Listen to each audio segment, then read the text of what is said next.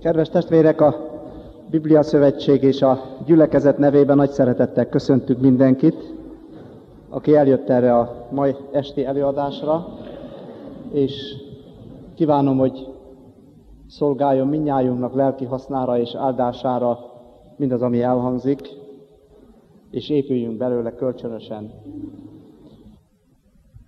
Kedves testvérek, mai témánknak a címe, ahogy meghirdettük, így hangzik: halálbüntetés. Igen vagy nem? Egy évtizede úgy tűnt, az úgynevezett kultúrvilág, illetve keresztény népek közös látásra jutottak abban, hogy a halálbüntetést végleg el kell törölni a büntető törvénykönyvből. Az indok az volt, hogy minden embernek joga van az élethez, és azt senkinek nincs joga elvenni. Az emberi jogok szószólói az élet tiszteletének jelszava alatt azt értették, hogy senki nem jogosult ezen a világon arra, hogy a másik ember életét megrövidítse. El lehet mondani, hogy a közvélemény Európa szerte elítélte azokat a népeket, amelyek a halálos ítéletet nem törölték el, sőt, ehhez a kérdéshez való viszonyulás a kulturáltságnak, a műveltségnek, a humanizmusnak lett a mércéje. Ez szerint ítélnek meg ma egy népet, annak a kultúráját, műveltségét, lelki színvonalát, hogyan viszonyul ehhez a kérdéshez. Meg kell mondani, hogy a halálbüntetés kérdése a keresztényeket is megosztotta. A keresztények egyik tábora a halálbüntetés mellett szavaz. A másik tábor felvonultatja a Bibliát, és két fontos érvet hangoztat. Az egyik, a halálbüntetés szemben áll a ne ölj parancsolattal. Tehát ilyet a keresztény ember nem helyeselhet, és nem is tehet. A másik érvet, ellenérvet az evangéliumi hívők hangoztatják, miszerint, hát ha megtér a vétkes a hosszú ítéletidő alatt, ha viszont kivégzik, lezárjuk a kegyelmi időt, és miattunk elkárhozhat. Ezért ellenzik a halálbüntetést. Komoly érvként hozzák fel még azt is a halálbüntetéssel szemben, hogy a történelem folyamán sokan visszaéltek ezzel a lehetőséggel, és sok ezer ártatlan embert kivégeztek. Illetve előfordult már az is, hogy utólag kiderült a kivégzett személy ártatlansága, és az ítéletet nem lehetett megváltoztatni, és a rehabilitációra nem volt lehetőség többé. El kell ismernünk, hogy a halálbüntetés ellenzőinek az érvei igen súlyosak, és elgondolkoztatóak, és igen sok igazságmozzanatot tartalmaznak. Annyira, hogy mint köztudott, és említettem is már, Európában a kulturáltság, a műveltség, a modernség, a humanizmus egyik fokmérője lett a halálbüntetés eltörlése. Ami miatt mi mégis előveszünk most ezt a kérdést, az, hogy úgy tűnik, ezt a problémát mégsem lehetett lesöpörni könnyen az asztalról, mivel a bűnözés, illetve a büntetés kérdése pár év leforgása alatt az európai és ázsiai népek és országok társadalmaiban szinte az első helyre került, és szemmel láthatólag a bűnözés lassan kezelhetetlenné válik.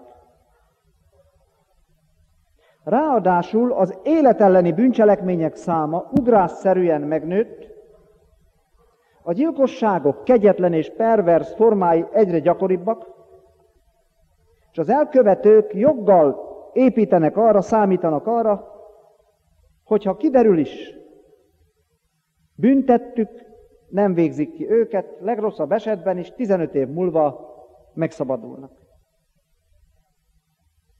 Emiatt a tény miatt egyre több ország közvéleménye sürgeti a korábbi álláspont megváltoztatását, és a halálbüntetésnek, ahogy mondják, több helyen legalábbis ideiglenesen az újbóli bevezetését.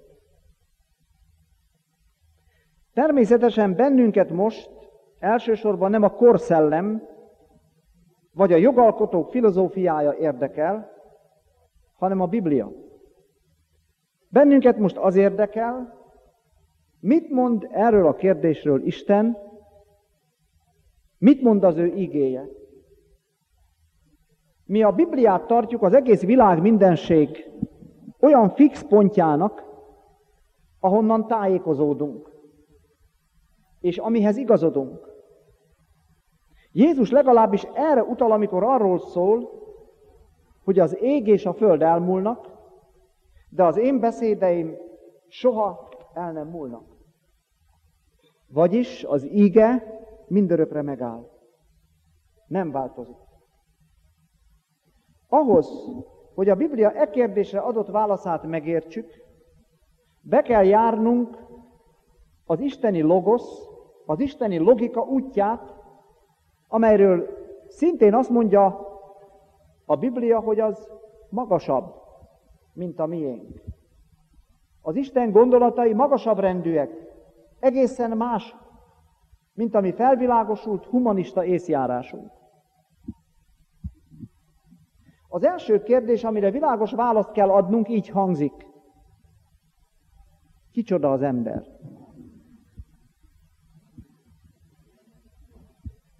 Ha a halálbüntetés kérdését elővesszük, nem lehet elkerülni, hogy erre a kérdésre ne válaszoljunk először. Kicsoda az ember? Az állatvilágból az evolúció útján kifejlődött élőlény? Ahogy ezt a világ nagyobbik része állítja.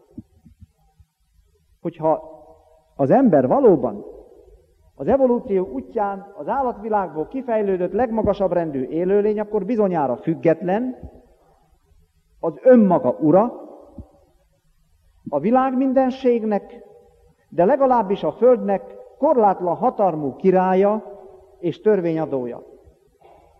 Sokan ezt vallják. Az ember olyan élőlény szerintük, aki azt tesz, amit akar, és joga van megállapítani az erkölcsi rendet és az erkölcsi törvényeket. Van egy másik válasz is erre a kérdésre, hogy kicsoda az ember. A másik válaszunkat szintén kérdőmódban tesszük fel, az ember Isten teremtménye, akinek élete és sorsa Isten kezében van. Mert ha az ember Isten teremtménye, akkor ez azt jelenti, hogy az ember Isten tulajdona is. Istennek felelős. És Isten teremtési törvényei szabják meg az életét, amely törvényeket, ha átlép, súlyos következmények láncreakcióját indítja el sorsában. Talán ebben a körben, akik most itt együtt vagyunk, nem kell külön bizonygatnom, hogy a Biblia ezt az utóbbi álláspontot képviseli. És ez utóbbi információt közli velünk, hogy tudniillik az ember Isten teremtménye és Isten tulajdona. Idegen szóval mondva tehát az ember nem autonóm élőlény. Hiába akarta és akarja ezt a sátán a különböző filozófiák útján elhitetni az emberrel. A másik tisztázandó kérdés, hogy kicsoda az Isten. E kérdésre témánk szempontjából az első válasz az, hogy Isten teremtő. Az egyetlen élőlény, aki képes a semmiből anyagot, lelket is életre hozni, aki képes volt a világ mindenséget megtervezni és kivitelezni. Amikor azt mondjuk, hogy Isten az élettelemből élőt tud teremteni, amikor azt mondjuk, hogy Isten lelket is tud teremteni, azt értjük alatta, hogy ő az élet forrása. Ő teremtette az élő embert is, ráadásul a maga képére és hasonlatosságára. És mint teremtő, a teremtés jogán ő az ember egyetlen és kizárólagos tulajdonosa. Az egyetlen személy a világ mindenségben, akinek az emberhez joga, mégpedig kizárólagos és örökös joga van. Róma 14:11-12. Istennek ez a joga, ez az emberhez fűződő tulajdonjoga olyan elvitathatatlan, hogy egyszer minden embernek Isten elé kell állnia számadásra. Függetlenül attól, hogy hitte benne, vagy nem. Ez tehát nem egy elméleti kérdés csupán, hogy az Istennek van-e joga fölöttünk. Ennek komoly gyakorlati konzekvenciái vannak. De ez az abszolút tulajdonjog azt is jelenti, hogy még életünk ideje is az ő kezében van. Születésünk és halálunk óráját ő tartja kezében. Nem kérdezi meg tőlünk sem azt, hogy meg akarunk-e születni, vagy mikor, és azt sem fogja megkérdezni, hogy mikor akarunk meghalni. Azt is jó lenne megértenünk, hogy Isten volta, abszolút királysága azt is jelenti még, hogy senkinek a világ mindenségben nem tartozik felelősséggel és számadással egyetlen tettéért sem. Az egész világ mindenségben egyetlen egy valaki, aki autonóm személy, és ez az Isten. Neki nem volt soha senki tanácsosa, mert nem volt erre szüksége. Nem volt ellenőre, segítője, és nincsen bírája. Ő az egyetlen, aki ha akar elvenít, és ha akar öl. És ezért nem tartozik magyarázattal senkinek, mert ő az Isten. De hogy folytassam azonnal ezt a gondolatsort, hadd tegyem az elmondottakhoz még azt, hogy mindemellett ő az abszolút legnagyobb szeretet is. Ezért nem szeszélyes önkényúr, nem diktátor, nem kegyetlen despota, nem kiszámíthatatlanul borzalmas sorsisten. Vagyis ő olyan Isten, aki teremtményeit, de mindenek felett az embert kibeszélhetetlenül szereti. De szeretete sem az emberi logika szerint működő, rövidlátó szeretet, hanem előrelátó, boldogító, védő szeretet, amilyennel egyetlen egy ember sem rendelkezik. Mindezt el kell mondanunk Istenről, hogy megértsük, miért adta Isten azt a parancsolatot az embernek, hogy ne ölj.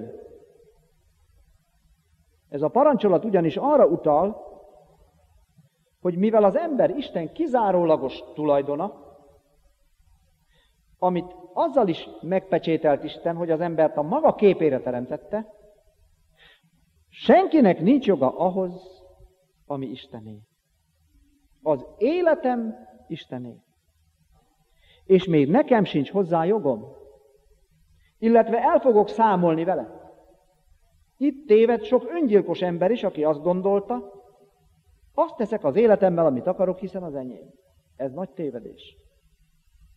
Számot fog adni tettéért. A Biblia szerint tehát az ember Istené. Ezért, aki a másik embert megöli, a Biblia szemlélete szerint Isten tulajdonát rabolja el. Ezért szent az ember élete.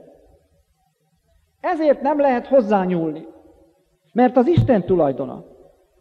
Aki hordozza Isten képét, és nem azért szent az ember élete, mert mi egyediek és megismételhetetlenek vagyunk, ahogy sokan ezt gondolják. Amikor Isten a ne ölj parancsolatot kiadta, az ember életét helyezte védelem alá. Hiszen amikor Kain Ábel megölése után azonnal felelősségre vonta, akkor Isten az ő abszolút tulajdonjogát akarta az ember tudomására hozni, illetve azt, hogy ő az ő tulajdonát képező embert számon tartja, mérhetetlenül szereti és védelmezi. Isten azonban tudta, hogy a sátán Isten tulajdonára tör, hisz embergyilkos volt kezdettől fogva. És az a célja, hogy az ember, és a célja, a sátán célja az ember élete lesz. Drámai beszámoló erről Kain és Ábel története. A bűneset után rövidesen kiderült, hogy az ember élet került a legnagyobb veszélybe a bűneset után.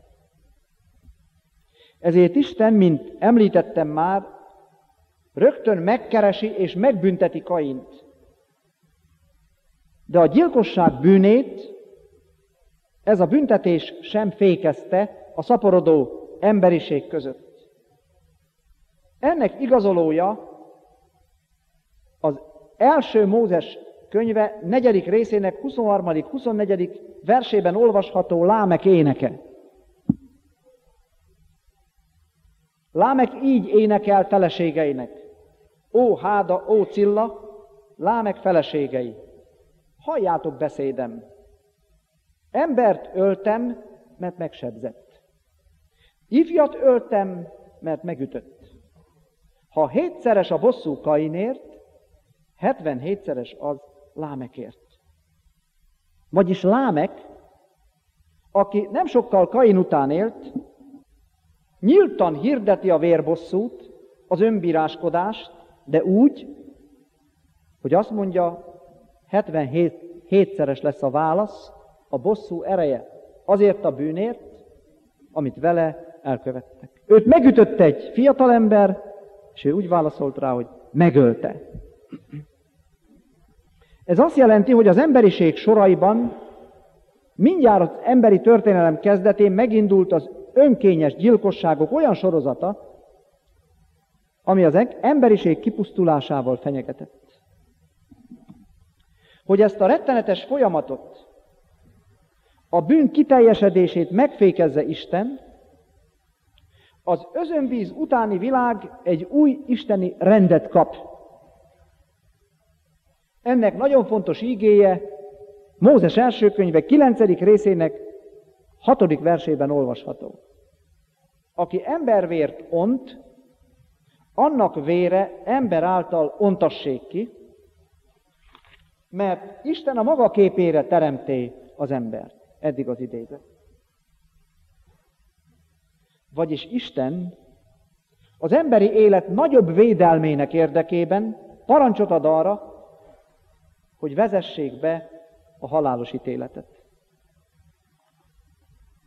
Az élet, pontosabban a testi, földi emberélet feletti abszolút jogát, ebben a különleges esetben tehát átadta Isten az embernek, illetve a rendelkezés végrehajtójának, az államnak. Ahogy Istennek bármikor, bármihez, ehhez is joga van, hogy aki őtőle jogos tulajdonát, az embert elrabolja a gyilkossággal, megöli, azt földi hatóságok kezébe adja kivégzésre. Érdekes, csak megjegyzem, hogy a zsidó írásmagyarázók, a rabbik, ehhez a bibliai részhez, amelyet felolvastam, amely az gyilkos, aki embervért volt, ont, az végeztessék ki. hogy ölettessék meg, a következő magyarázatot fűzték. A gyilkos azzal, hogy megölt egy másik embert, elvesztette Isten képűségét, és ezért ölhető meg. Megjegyzem itt is már, bár lehet, hogy felesleges, hogy gyilkosságon a szándékos emberölést érti itt a Biblia. Hogy Isten milyen komolyan veszi az emberi élet védelmét, mert az embert nagyon szereti, nem csak, hogy megengedte a halálos ítéletet az embergyilkos felett, hanem, akármilyen furcsa, egyenesen megparancsolta. Az 1 Mózes 9.6-ban olvasható íge egy parancs. Parancsolja a halálos ítélet végrehajtását a gyilkoson. Természetesen látnunk kell, hogy mi volt Isten közvetlen célja ezzel a kemény paranccsal. Nyilván az, hogy megakadályozza az ölést. Ez a parancs az egyetlen, ami a gyilkolni készülő gyilkost mégis fékezi tettének végrehajtásában, és ha kikapcsoljuk ezt a féket, ugyan mi tartja vissza a gyilkost? Az Ótestamentum és az Új Testamentum egybehangzóan igazolja, hogy Isten a halálos ítélet és egyéb polgári bűnperekbe hozott ítélet jogát közösségnek adta, ha úgy tetszik, mai szóval a társadalomnak, illetve a társadalom által választott testületeknek adta oda. Az Ótestamentumban ezt a testületet így nevezték, hogy a városok vénei, vagy bírái. Az Új Testamentum így nevezi ezeket, hogy fejedelemségek, hatalmasságok, felső hatalmasságok. 5 Mózes 19.12, Józsué 20.6, Róma 13.1.2. Itt találjuk meg azokat az igéket, amelyek megnevezik ezeket a testületeket. Ma ezt így fogalmaznánk, Isten a halálos ítélet kimondását és végrehajtásának jogát az államra ruházta. Pál apostol a rómabeliekhez írott levele 13. részének 3. és 4. versében a következőt írja. Róma 13, 3, 4. Mert a fejedelmek nem a jó, hanem a rossz cselekedetnek rettegésére vannak. Akarod-e pedig, hogy ne félj a hatalmasságtól? Cselekedjed a jót, és dicséreted lesz attól, mert Isten szolgálja ő a te javadra. Ha pedig a gonosz cselekszed, félj, mert nem ok nélkül viseli a fegyvert, mert Isten szolgálja, bosszúálló a haragra annak, aki gonosz cselekszik.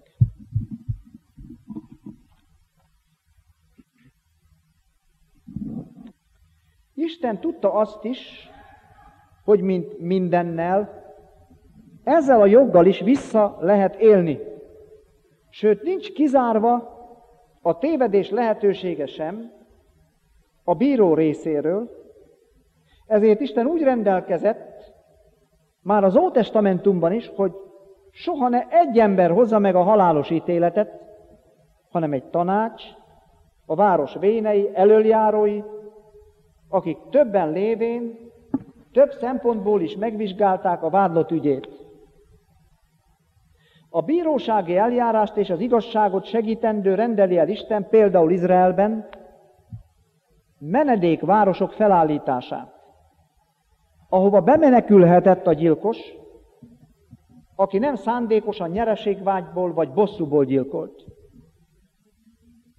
A 4 Mózes 35, 11-12. verse és a Józsué könyve 20. része írnak erről.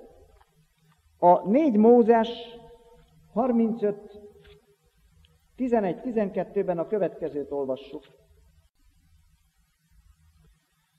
Válasszatok ki magatoknak városokat, amelyek menedék városaitok legyenek, hogy odaszaladjon a gyilkos, aki történetből öl meg valakit, és legyenek azokat városaitok menedékül a vérbosszuló ellen, és ne halljon meg a gyilkos, míg ítéletre nem áll, a gyülekezet elé.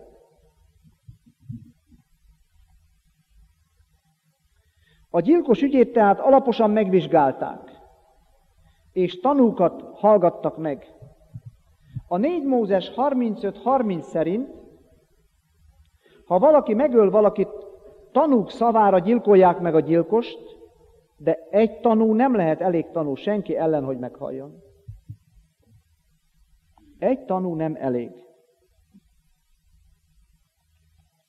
Majd tudjuk azt is, hogy Izraelben, ha valakit megkövezésre ítéltek és halálra ítéltek, akkor a feljelentő tanúknak kellett megkezdeni a kövezést és a kivégzést.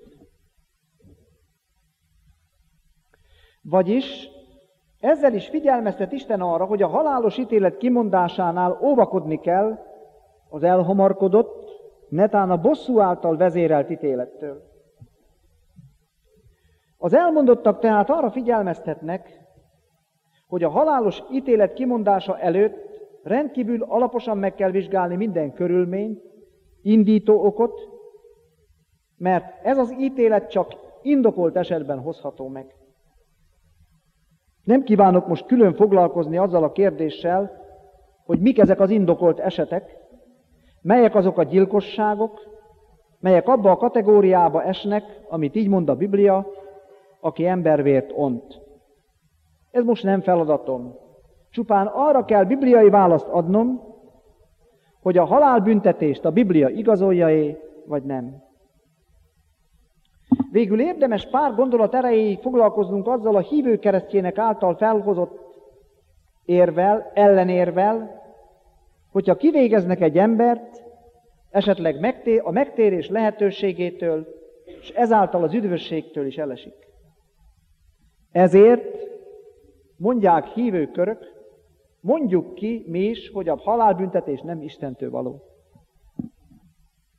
Itt megint azt kell világosan megértenünk, hogy vannak egymással szemben nem állítható törvények és rendek a Bibliában. Nevetséges lenne, ha valaki azt kérdezné tőlünk, melyik a nagyobb? 2 liter vagy 2 év? A liter űrmérték, az év időmérték. A kettő nem ütköztethető, nem hasonlítható össze. A Biblia beszél üdvrendről és teremtési rendről.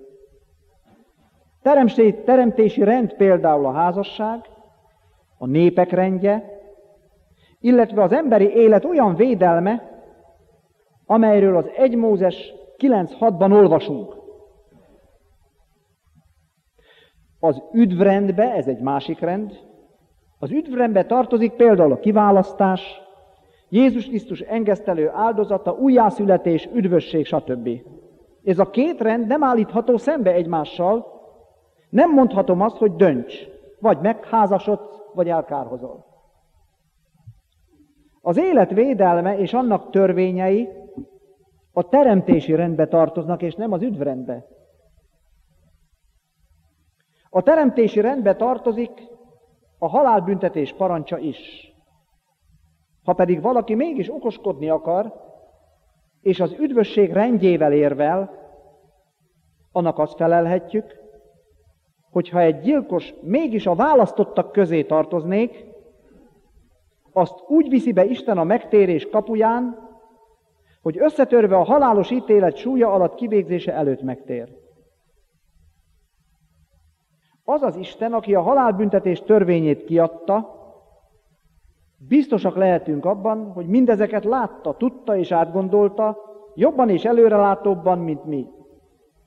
Ezért is felesleges az ember okoskodása.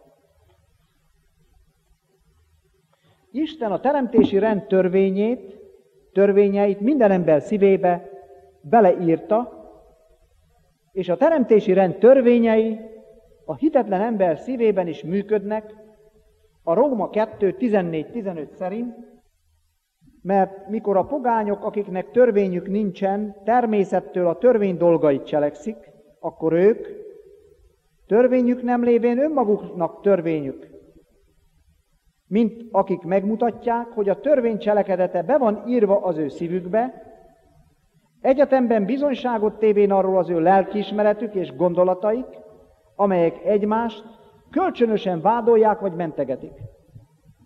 A hitetlen emberben is benne vannak bizonyos isteni törvények, és a gondolatuk és a lelkiismeretük is harcol. A hitetlennek is van lelkiismerete.